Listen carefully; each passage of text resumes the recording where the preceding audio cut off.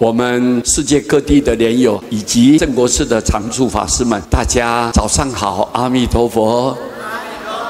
今天是个好日子啊，刚好碰到农历8月15。那么我们借这个机会，祝贺各位莲友们呢，还有我们的常住佳节快乐，一切平安吉祥。谢谢大家，阿弥陀佛。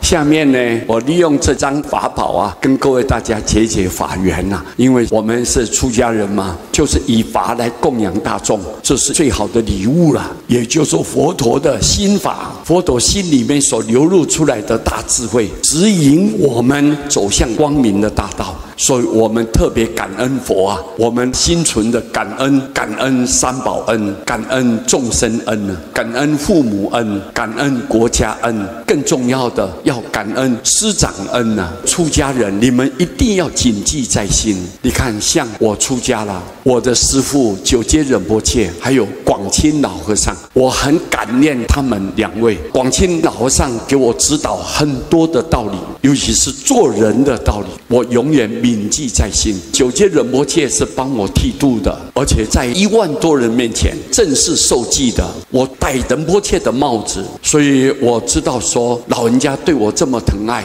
我很感恩他。为了纪念他们，所以我把他们2位老人家弄2尊的铜像在我们道场，我要永远的追思他们。有一次刚好在拜梁皇宝忏吧，农历元月5号，我在拜梁皇的时候接到消息，说我上师离开人间了。当时在尼泊尔首都加德满都，整个下大雪，城市里面从来没有下过雪，唯独只有我上师涅槃的当天，天地都非常动容啊，龙天护法都很哀伤，我们众生失去依靠。他是一个非常了不起的、很杰出的修行人，他是现世的阿罗汉啊！我受到他很大的照顾，所以我听到消息后，我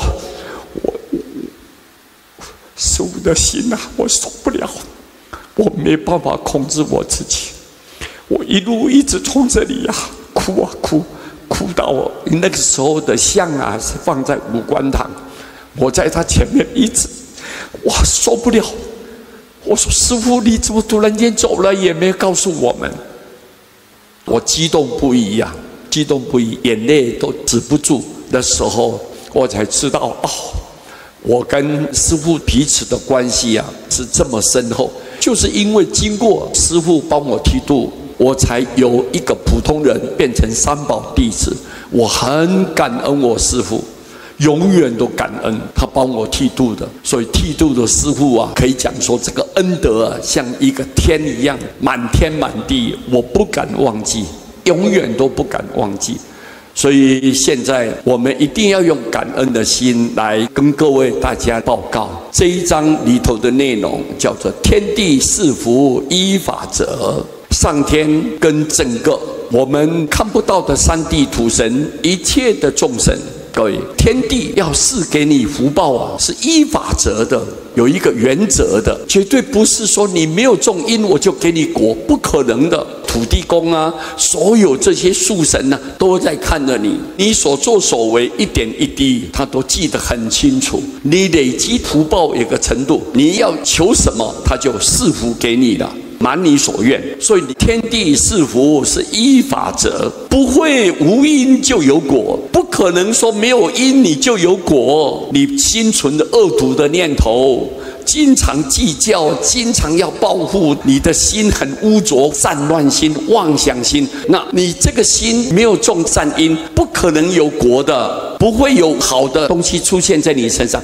不可能的。就算给你是一个短暂的、刹那之间的这个福报，马上就溜走了。所以各位，不会无因就有果，良善之人定出头。什么叫做良善啊？善良的人，他不气、不恨、不恼、不争、不抢、不夺，他绝对不会伤害自己，也不会去伤害别人。这叫良善之人，一定定出头的，因为天地在看你嘛，所有的龙天护啊都在看着你，你所作所为上面记载的清清楚楚，丝毫都不会有差错的。良善之人有一天一定能够印途开通，贵人明显，然后天福延寿。更重要是你的道业一直跟诸佛菩萨相应，最后能够得到道业的大成就。各位，良善之人一定出头，三世诸佛皆称者。所有不管过去，不管现在，不管未来，一切的诸佛菩萨都来给你赞叹。称者就是赞叹你呀，因为佛的心是要我们做人守规矩，修行要符合正道。